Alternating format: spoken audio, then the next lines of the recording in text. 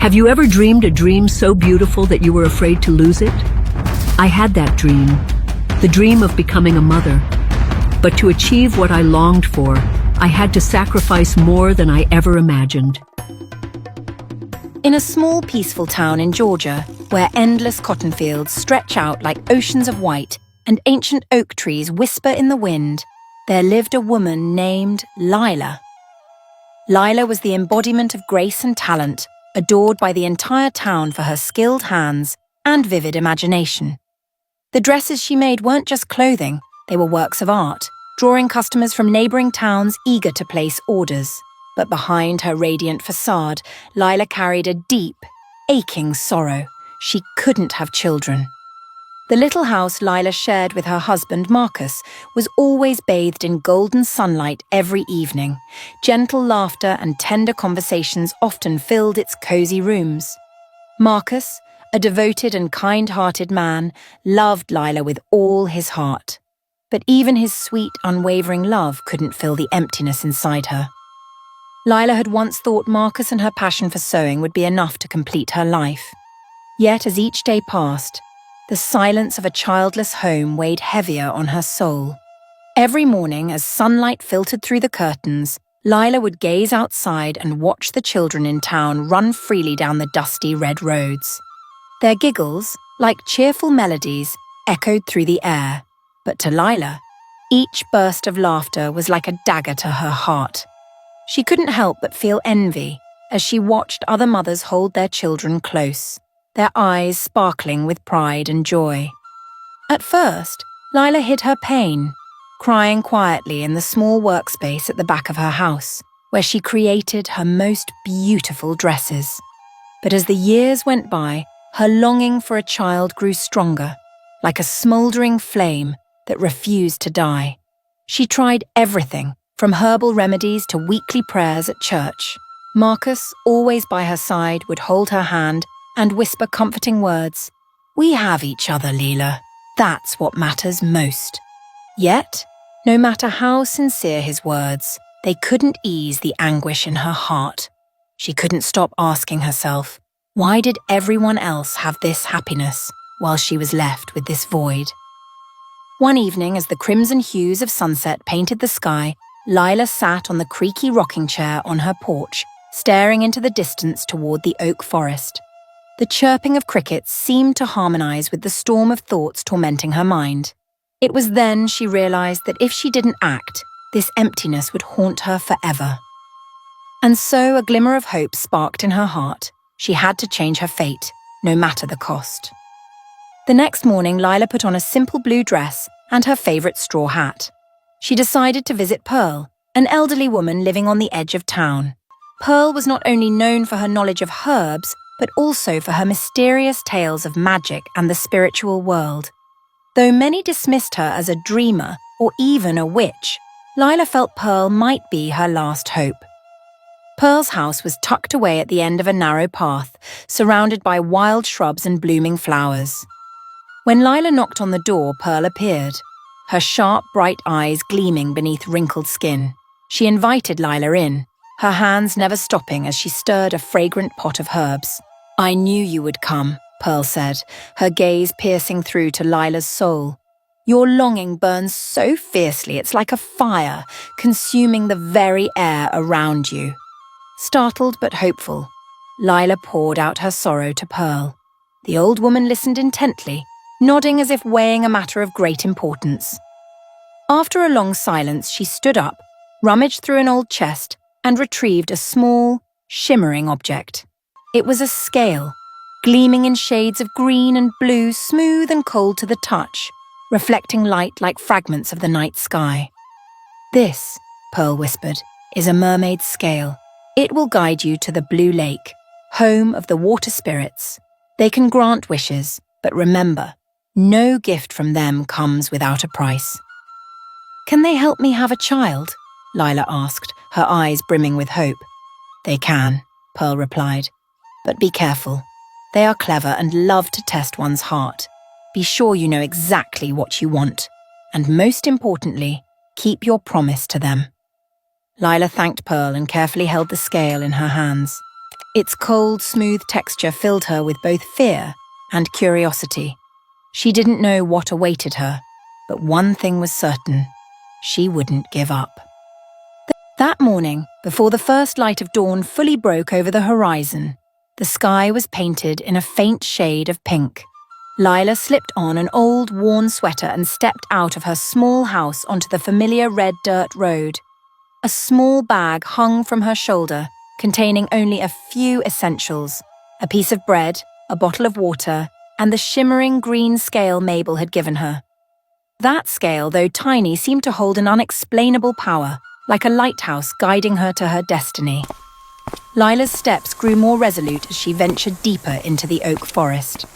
The air turned chilly, and the towering trees stretched their limbs above her, creating a canopy so dense that sunlight barely filtered through. With every step, Lila felt her heart race faster. She wondered if she was doing the right thing, yet the thought of a child's laughter filling her home and the dream of holding her own child in her arms banished all doubt. The farther she walked, the stranger the forest became. Gone were the familiar paths.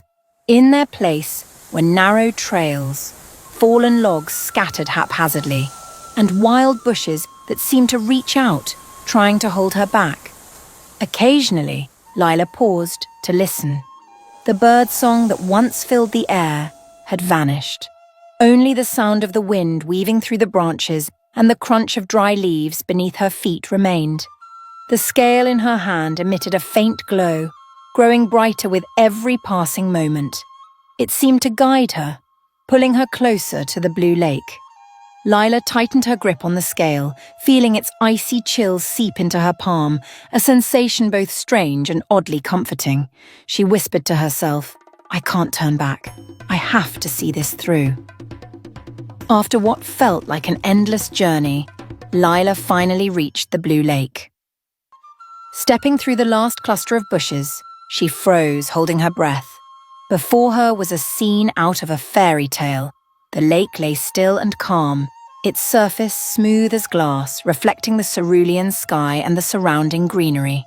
Sunlight pierced through the trees, scattering brilliant, diamond-like rays across the water.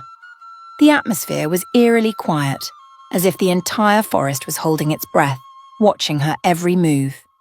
Lila approached the edge of the lake slowly, her heart pounding in her chest. She knew without a doubt that this moment would change her life forever.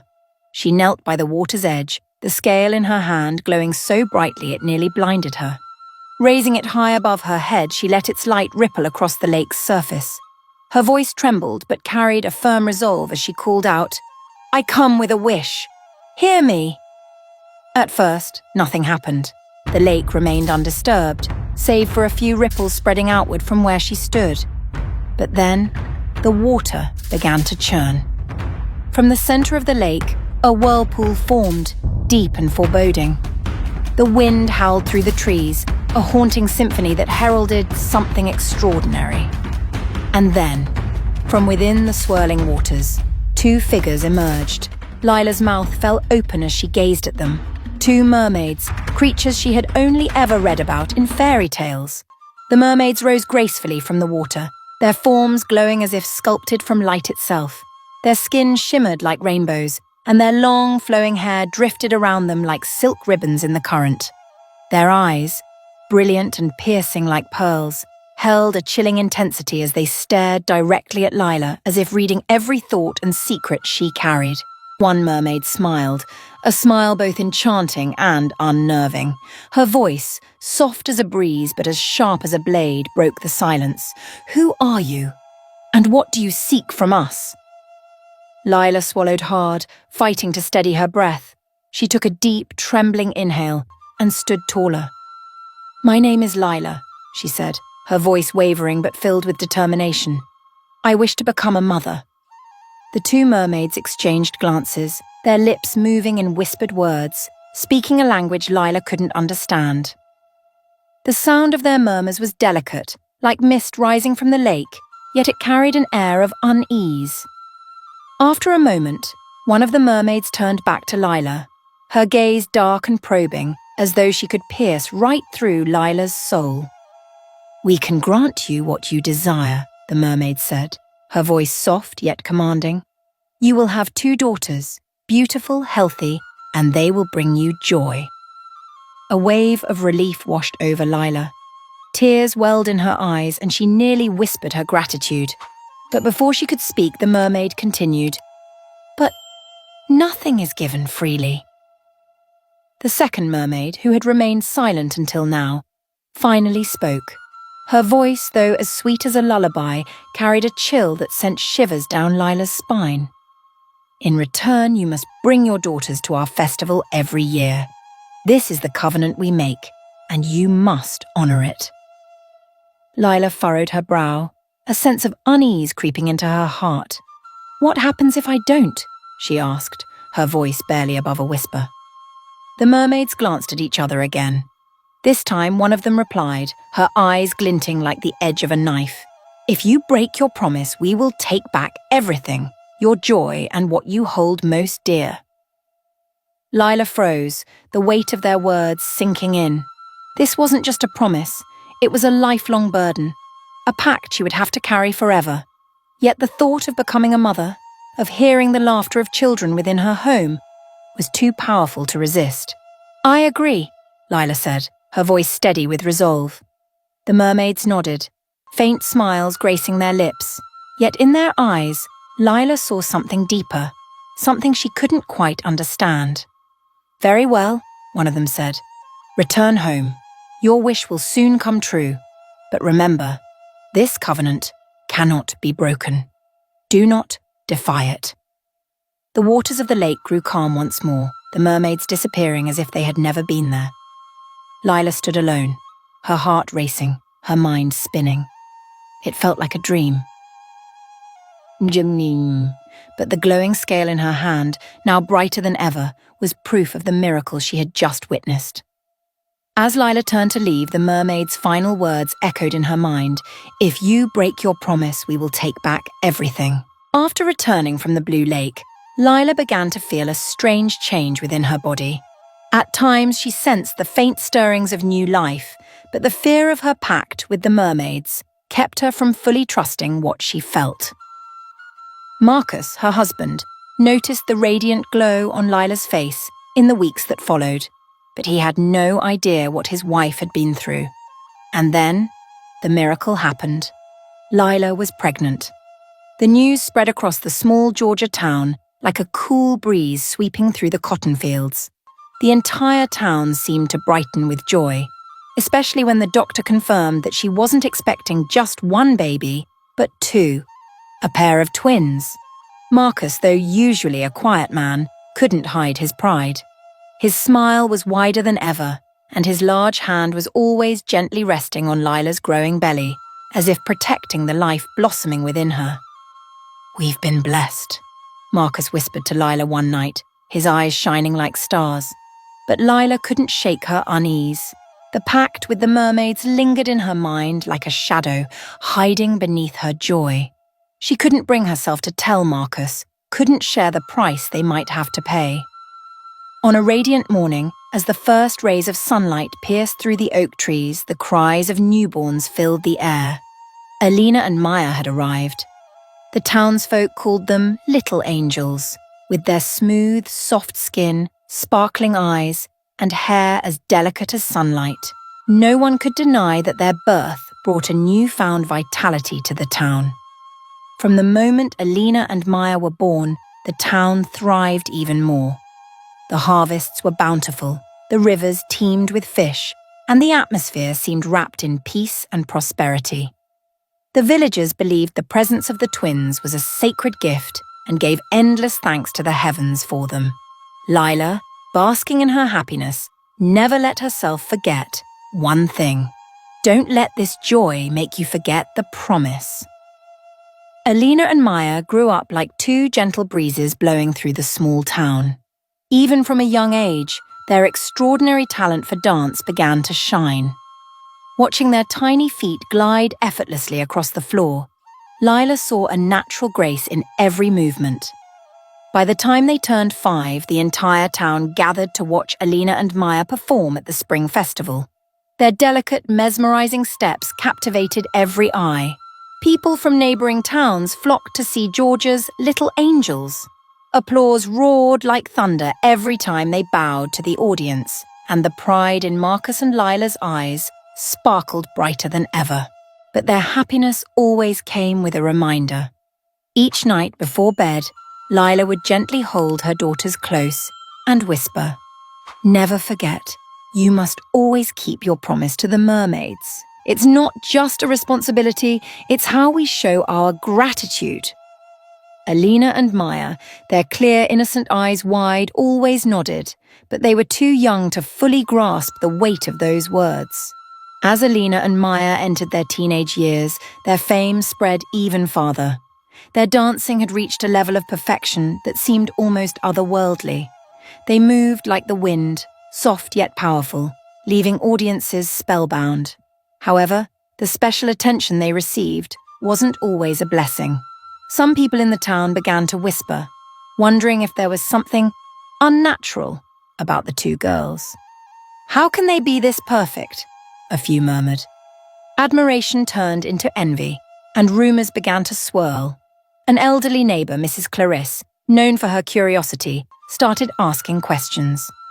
Did Lila do something unusual to have those girls? She speculated. The gossip spread quickly through the town, leaving Lila uneasy. When Alina and Maya turned 15, the annual town festival coincided with the Mermaids' Festival. Lila knew this was a critical moment to uphold the promise. But at the same time, she noticed a shift in her daughters' attitudes. Alina, always the stronger-willed of the two, began to resist. "Why do we have to go to that festival every year? What's so special about it, Mum?" she asked, her bright eyes flashing with youthful defiance. Maya, though gentler, couldn't hide her own doubts. "We like the town festival. We want to dance here in front of everyone. Why do we have to leave?" Lila's heart clenched as if caught in a vice. How could she explain to them that this promise wasn't just an ordinary tradition? She looked deeply into their eyes, her voice trembling as she spoke. "This isn't just a promise. It's the agreement I made so you could be here in this world. If we break it, the consequences will be terrible." In the weeks leading up to the festival, strange things began happening around their home.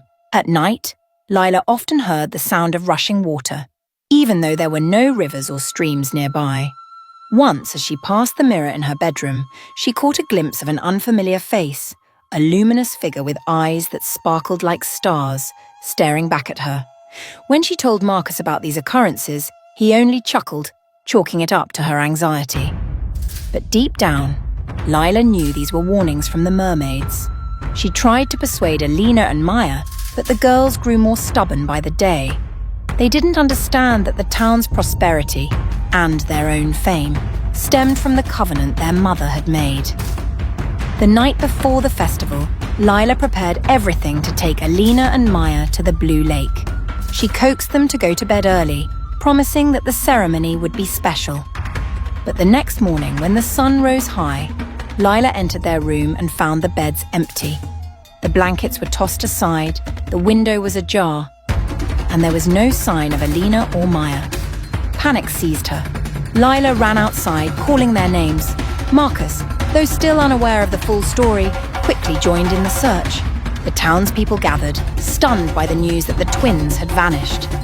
"We must find them before the sun sets," Lila cried, her voice breaking as tears streamed down her face. But deep in her heart, she knew time was running out, and a covenant with the mermaids left no room for forgiveness.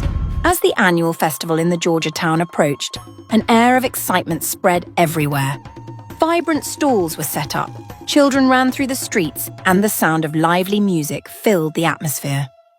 Alina and Maya, now young women, were no exception to the buzz.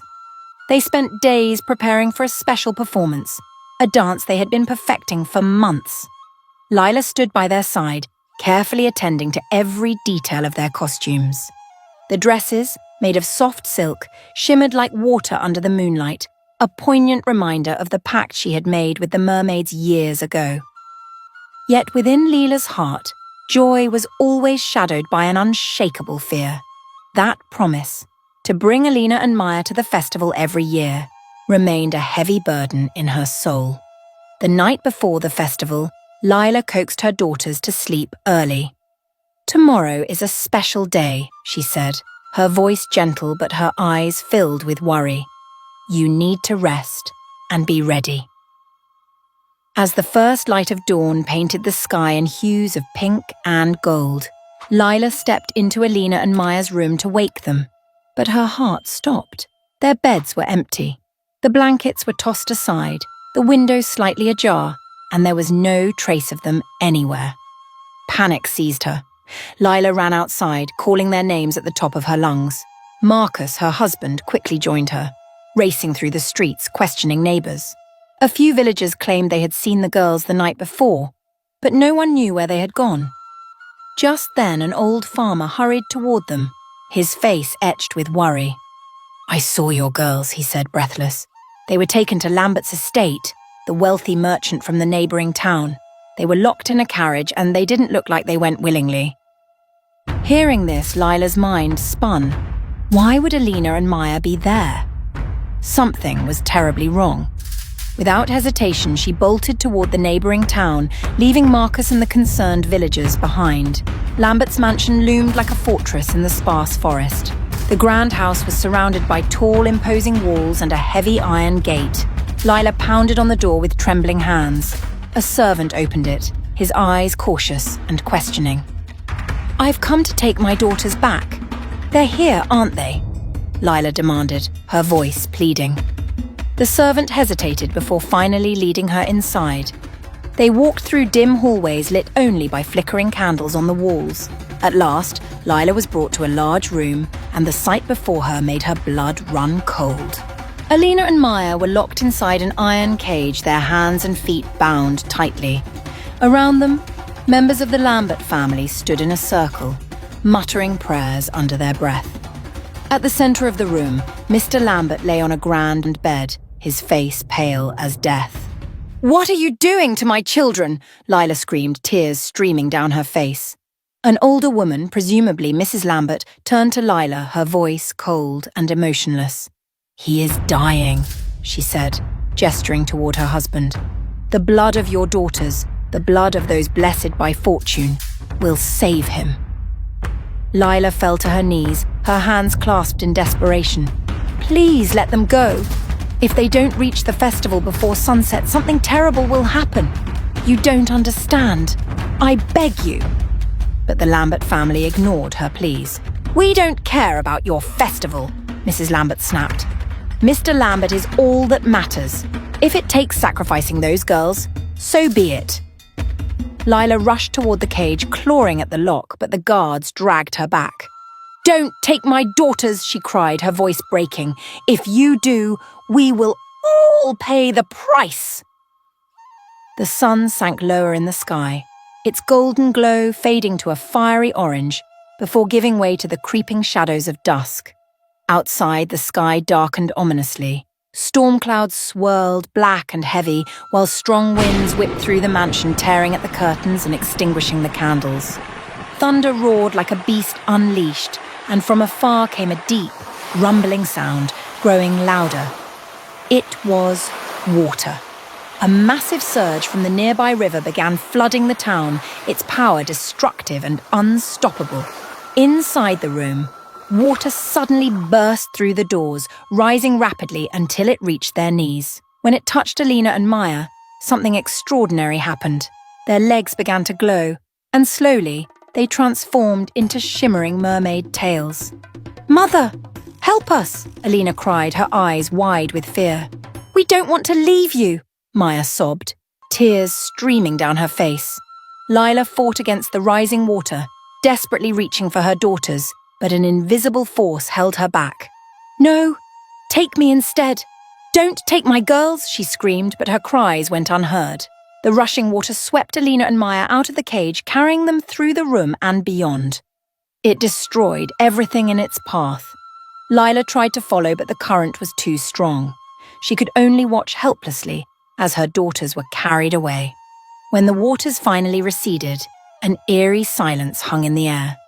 Alina and Maya were gone, and Lila collapsed to the floor, her tears falling like rain.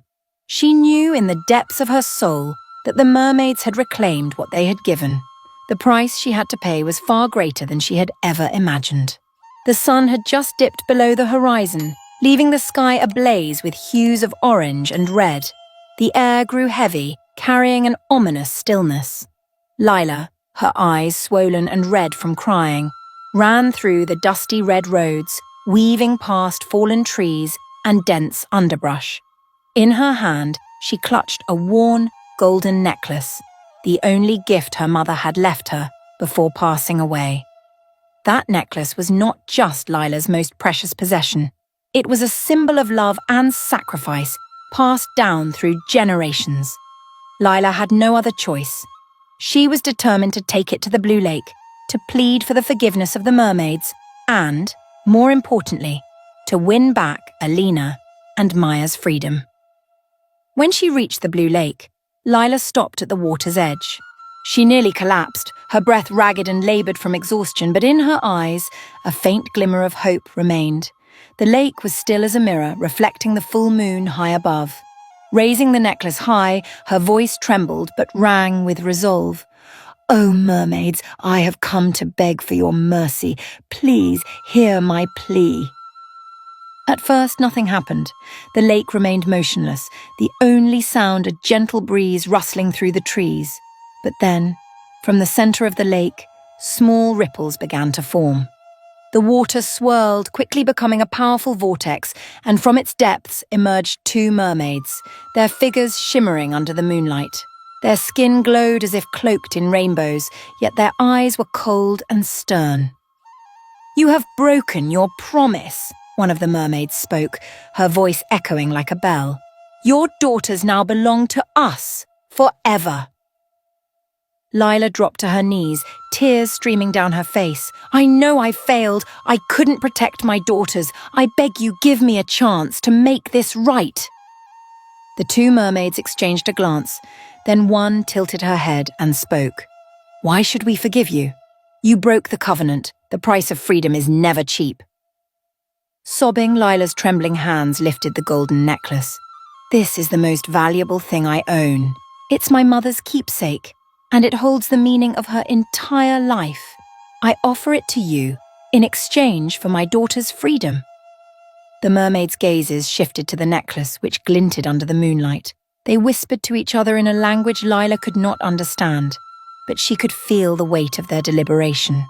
Finally, one of them turned back to Lila and spoke, her voice as cold as glacial water. "We will not take your necklace. We require something of far greater value. You." Lila froze. "Me? What must I do?" "You will take your daughter's place," the mermaid said. "You will remain in our world forever. In return, they will be free. This is the only price you can pay." Lila felt her heart constrict, as though it was being squeezed. The thought of leaving Alina and Maya forever crushed her, making it almost impossible to breathe. But then she thought of her daughters' terrified faces as they were swept away, and her anguish gave way to resolve. "I agree," she said, her voice shaking but firm. "Take me instead. Just let my daughters go free." The mermaids nodded. But before Lila stepped into the water, they granted her one final moment with Alina and Maya. Once more the lake began to swirl, and from its depths Alina and Maya appeared, their eyes brimming with tears. "Mother!" Alina cried, running into Lila's arms. "Mother, you can't do this!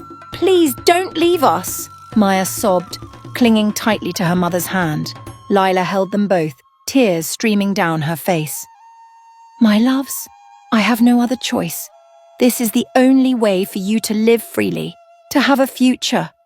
"But what about you? We need you," Maya pleaded, her voice breaking. Lila gently stroked Maya's hair and looked deeply into both their eyes. "Always remember, I love you. Live well, help others, and never forget me." As her final words hung in the air, the mermaids began their enchantment. Lila felt a radiant light envelop her body, warm and gentle, yet imbued with an undeniable power.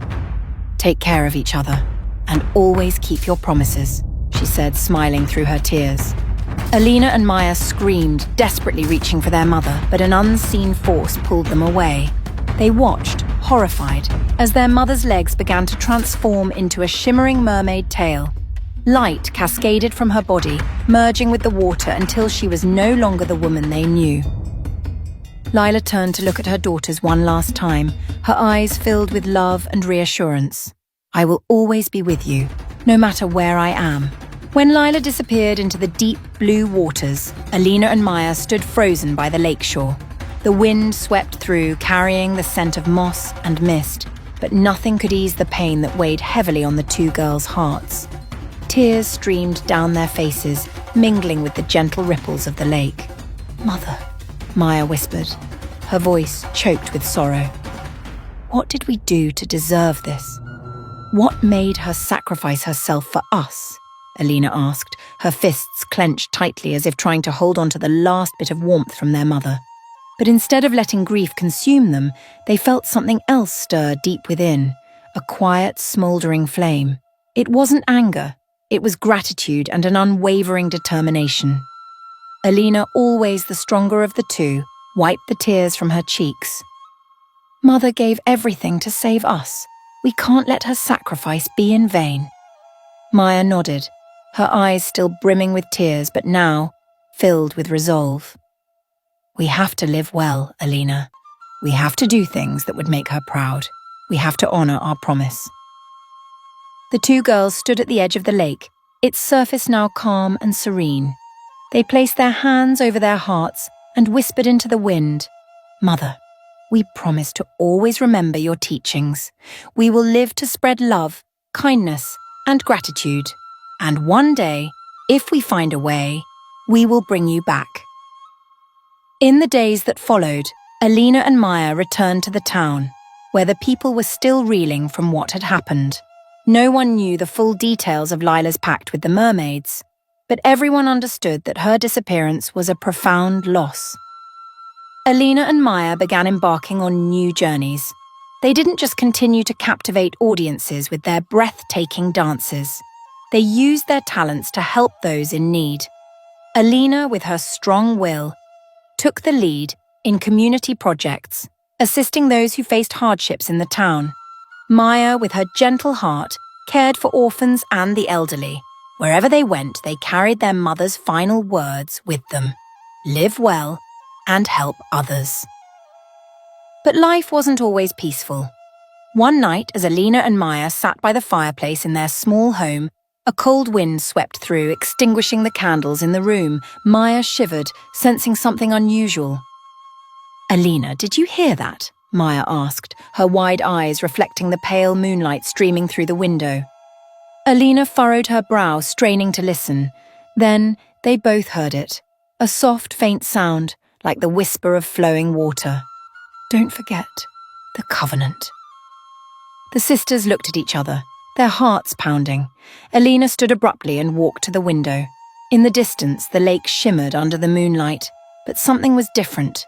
A faint light glowed in the center of the water, as though someone was standing there, waiting. "We have to go back to the lake," Alina said firmly. "But why? Mother sacrificed herself to set us free," Maya said, her voice trembling with fear. Alina turned to her sister, her eyes filled with determination. "I don't know, but I feel like she's still out there. And there's more to this story than we understand." The two girls made a decision to return to the Blue Lake on the next full moon, bringing with them the keepsakes their mother had left behind. They didn't know what awaited them, but their courage and love would be their guiding light. Would Alina and Maya find a way to save their mother? Was the covenant with the mermaids truly unbreakable? Or was this only the beginning of a journey filled with secrets yet to be revealed? Lila's sacrifice was not just a tale of maternal love. It was a reminder to all of us about the power of gratitude, responsibility, and the strength to rise from loss. If this story has touched your heart, share your thoughts in the comments. Do you believe Alina and Maya will find a way to save their mother? Or will they uncover an even greater secret? Don't forget to like and subscribe to African Tales Best to follow the next chapter of this emotional story. If you are an African American, share this story with your friends, family, and loved ones in the US, and help preserve the culture and history of our folklore.